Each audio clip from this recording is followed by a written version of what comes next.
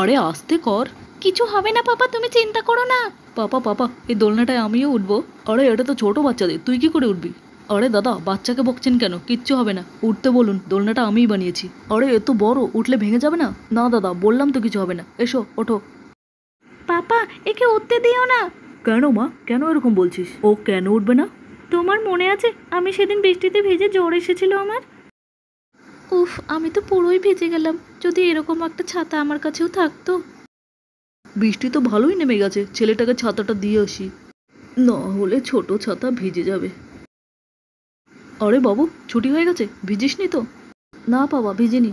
তোর ছাতাটা বন্ধ করে আমার ছাতায় আয়, তাড়াতাড়ি চল। আঙ্কেল, ওই ছাতাটা আমায় দেবে গো, আমি পুরো ভিজে গেছি, কাল দিয়ে দেব। এই বৃষ্টিতে ভিজলে আমার যে জ্বর আসবে। না না, আমার ছেলের ছাতা দেওয়া যাবে না, এত জোরে বৃষ্টি পড়ছে, যদি ছিঁড়ে যায় তো? কেন? এতক্ষণ তো তোমার ছেলের কাছে ছিল না, এখন আমি নিতেই ছিঁড়ে যাবে? ঠিক আছে, বুঝে গেছি, দেবে না সেটা বলে দাও। এ, আমরা তোকে কেন ছাতা দেবো রে? বাবু চল তো, যত সব ঝামেলা। তাই নাকি?